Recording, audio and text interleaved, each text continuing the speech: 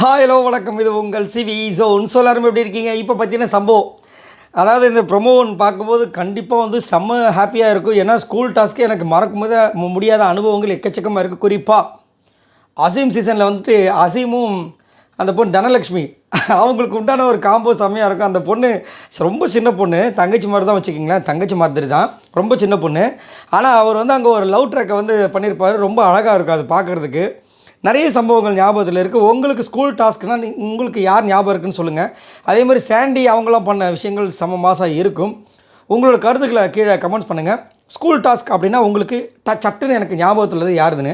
ஆனால் இந்த டாஸ்க்கை வந்து நினச்சேன் நான், விஜய் பார்வதி கண்ணியெல்லாம் வந்து விட மாட்டார், பிக் பாஸ் வச்சு செய்வார் அப்படின்னு. அதே மாதிரி வச்சு செஞ்சுருக்காரு. அதே மாதிரி வந்துட்டு அராத்து இருப்பாங்க ஒரு சில பேர், அவங்களெல்லாம் தூக்கி ஸ்டூடெண்ட்ஸில் போட்டிருக்காரு. விஜய் பார்வதியை போட்டிருந்தா இருக்கிற டீச்சர்லாம் ஒரு வழி ஆக்கிடுவாங்க. ஸோ டீச்சரில் போட்டால் தான் அந்த பொண்ணு வந்துட்டு ஒரு கண்டிப்பு இருக்குது, ஒரு சண்டை வருன்றத ஒரு மெயின் காரணத்துக்காகவே வந்துட்டு பண்ணியிருக்காரு. ஸோ இதில் பார்த்தீங்கன்னா வந்து பிரச்சனை வந்துட்டு principal and moral science teacher. Moral சயின்ஸ்னாவே வந்துட்டு போன வாட்டி யார் மாரல் சயின்ஸில் இருந்தாங்கன்றத சொல்லுங்கள், உங்களுக்கு ஞாபகம் இருக்கான்னு பார்க்கலாம். ஸோ இதில் பார்த்தீங்கன்னா பிரின்சிபலாகவும் மாரல் சயின்ஸாகவும் பிரஜன் வராப்பில், பிரஜன் ஃபுல்லாக தாடிலாம் ஷேவிங் பண்ணிட்டார். இதில் ஒரு ஹைலைட்டு என்ன தெரியுங்களா, இந்த டாஸ்க்குக்காக இவங்க இறங்கின ஒரு போட்ட எஃபர்ட் தான். எல்லாருமே யாரெல்லாம் தாடி வச்சுருந்தாங்களோ எல்லாருமே தாடியை ஷேவ் பண்ணாங்க.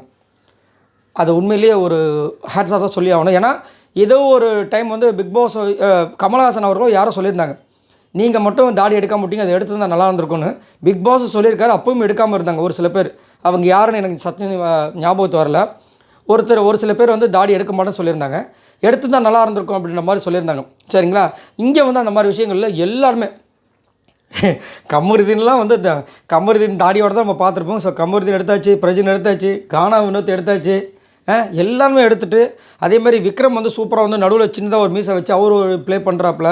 அவர் பக்கத்தில் யார் இருக்கான்னு பார்த்தீங்கன்னா நம்ம சாண்ட்ரா இருக்காங்க. ஸோ செம்ம காம்போ இருக்க போகுது. இன்னொரு காம்போ என்ன தெரியுமா, மறுபடியும் சேர்ந்து விட்டார்கள் கமருதீனும் நம்ம அரோராவும். ஸோ 2 பேர் வந்து மறுபடியும் வந்து ஸ்கூல் லைஃப் மாதிரி பண்ணுறாங்க. ஸோ அவ்வளோதான், ஒன்றும் பண்ண முடியாது. பிக் பாஸ் இதுக்காகவே ஒரு விஷயம் பண்ணியிருப்பானு தெரியல. கமருதீன் தூக்கி ஏதாவது டீச்சர்னு போட்டிருக்கலாமோ அப்படின்ற மாதிரி திங்க் பண்ணேன். பட் இந்த ஒரு காம்பினேஷன், ஏன்னா இப்போ அரோரா வந்துட்டு தனியாக விட்டு கமருதீன் வந்தவொடனே அந்த அரோரா பேசுகிற கண்டென்ட்லாம் குறைஞ்சிருச்சுல. ஸோ அதை தூக்கி நிறுத்தணும்னு சொல்லிட்டு இந்த மாதிரி பண்ணியிருக்காங்களே தெரியல. இப்போ வந்து அதிகப்படியாக ஸ்பெண்ட் பண்ணக்கூடிய விஷயங்கள் பார்த்திங்கன்னா அரோரா கிட்ட கமருதீன் இருக்கும். திரும்பவும் அரோரா வந்துட்டு விஜய் பார்வதி அப்படின்னு அவங்க பண்ண ஆரம்பிக்க போகிறாங்க. அதுக்கப்புறம் வந்து கனிக்கு வந்து தமிழ் டீச்சராக கொடுத்துருக்காங்க. சூப்பர், நல்லாயிருக்கு. அடுத்தது பார்த்திங்கன்னா பாரு வந்துட்டு வார்டன், அசிஸ்டன்ட் வார்டன் வந்து எஃப்ஜே போட்டிருக்காங்க. வார்டன் அப்படின்போது லாஸ்ட் சீசனில் ஞாபகம் இருக்குங்களா, நம்ம சிவாஜி அவர்களுடைய பேரன் ஒரு பேர் சிவாவா, சூப்பராக வந்து அந்த ஸ்கூபிடோ மாதிரி பாப்பாய் ஷோ மாதிரிலாம் பண்ணியிருப்பார். ரொம்ப அழகாக இருக்கும். அவரால் ஒரு பிரச்சனை வந்துச்சு, அவர் மேலே ஒரு பெரிய பழியை வர போட்டாங்க, எட்டி பார்க்குறாரு அவர் வார்டன் அப்படின்ட்டு. ஸோ இந்த வாரம் இந்த சீசனில் என்னென்ன பண்ண போகிறாங்கன்னு தெரியல. அதுக்கப்புறம் அமித் வந்துட்டு என்ன கொடுத்துருக்கான்னு தெரியல, ஆனால் வழித்து வாரியிருக்காரு. அவரும் ஒன் ஆஃப் த ஒரு டீச்சராக மேபி சம்திங் அசிஸ்டன்ட் பிரின்சிபலாக எதாக இருப்பாருன்னு தெரியல. ஸோ எல்லாருமே சூப்பராக வந்துட்டு செம்மையாக வந்து ரெடியாக இருக்காங்க. கண்டிப்பாக இன்றைக்கி நம்மளுக்கு ஒரு செம்மையான ஒரு அனுபவம் இருக்கும். ஏன்னா அடி வாங்கிட்டாங்க. அது மட்டும் இல்லாமல் இந்த டாஸ்க் வந்து பர்டிகுலராக நல்லா பண்ணுவாங்கன்னு நினைக்கிறேன். ஏன்னா எல்லாருமே என்ஜாய் பண்ணுறாங்க. அதே மாதிரி எல்லாருக்கும் ஆப்டாக வந்துட்டு அந்தந்த விஷயங்கள் கொடுத்துருக்காங்க. எல்லா ஸ்டூடெண்ட்ஸ்க்குமே வந்து ஒரு கேரக்டர் கொடுத்துருக்காங்க போல இருக்குது.